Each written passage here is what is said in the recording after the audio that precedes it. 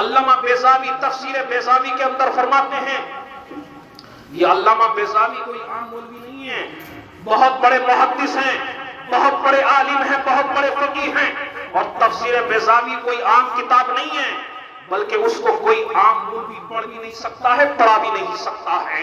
جب اس کو کوئی ایسی کتاب، ایسی معظم کتاب، ایسی عظیم کتاب، ایسی عظیم تفسیر جس کو کوئی عام مولوی پڑھ نہیں سکتا ہے، پڑھا نہیں سکتا ہے، تو برادران ملت اسلامیہ آپ یہاں سے اندازہ لگا سکتے ہیں کہ اس کے لکھنے والا کتنا بڑا عالم ہوگا۔ علامہ بیضاوی تفسیر بیضاوی کے لکھنے والے ہیں، مصنف ہیں۔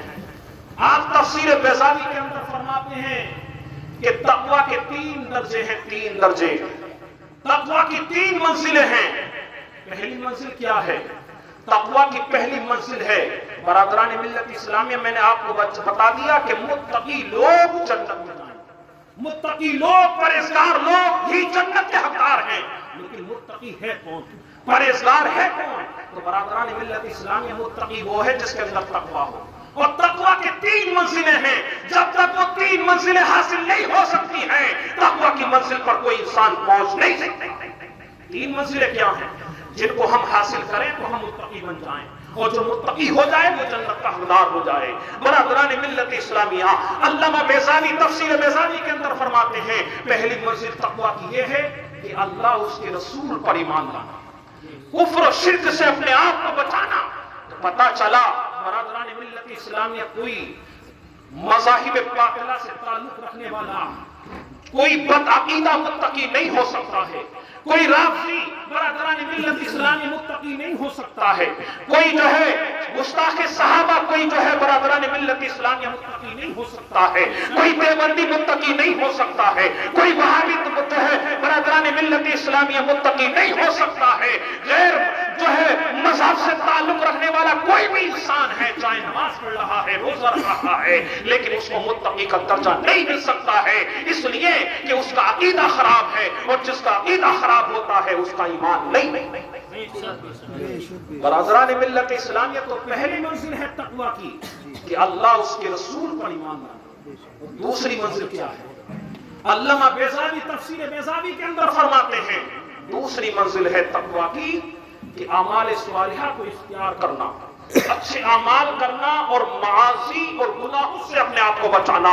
برادران ملت اسلامیہ یہ تقویٰ کی دوسری منزل ہے۔ برادران ملت اسلامیہ جب انسان پہلی منزل پر فائز ہو گیا، اللہ اس کے رسول پر ایمان لایا، تو اب اس کے لیے ضروری ہے تقویٰ کو اختیار کرنے کے لیے، تقویٰ کی منزل تک پہنچنے کے لیے، تقویٰ کے درجے کو پہنچنے کے لیے، متقی بننے کے لیے ضروری ہے کہ وہ اچھے اعمال کرے، اعمال صالحہ کو اختیار کرے، اور گناہوں اور معاصی سے اپنے آپ کو بچائے، جب جا کر کے تقویٰ کی منزل کو اختیار کر سکتا ہے۔ دوسری منزل ہے تقویٰ کی کہ گناہوں سے اپنے آپ کو بچانا۔ لیکن آج ہم دیکھیں ہمارے معاشرے کا کتنا برا حال ہے، کون سے گناہ ہم نہیں کر رہے ہیں۔ آج گناہوں کو تو ہے گناہ تصور ہی نہیں کیا جا رہا ہے، بڑے بڑے گناہ ہمارے معاشرے کے اندر کیے جا رہے ہیں، لیکن گناہوں کو تصور بھی نہیں کیا جا رہا ہے۔ بے باکی کے ساتھ میں برادران ملت اسلامیہ بے خوف ہو کر کے آج کا نوجوان گناہ کر رہا ہے، گناہوں کو گناہ تصور نہیں کیا جا رہا ہے۔ برادران ملت اسلامیہ آپ جانتے ہیں اللہ کے رسول صلی اللہ علیہ وسلم ارشاد فرماتے ہیں، ایک گناہ کا عذاب، ایک گناہ، میں سارے گناہ کو نہیں کہتا، نعرہ تکبیر، نعرہ رسالت، مسلک اعلی حضرت علامہ مولانا فہیم رضا صاحب قبلہ، نعرہ تکبیر، نعرہ رسالت۔ سبحان اللہ، ماشاءاللہ اسٹیج کی رونق اور زیادہ بڑھ گئی ہے۔ ماشاءاللہ، الحمدللہ، مسند رسول کی رونق میں اضافہ ہو گیا۔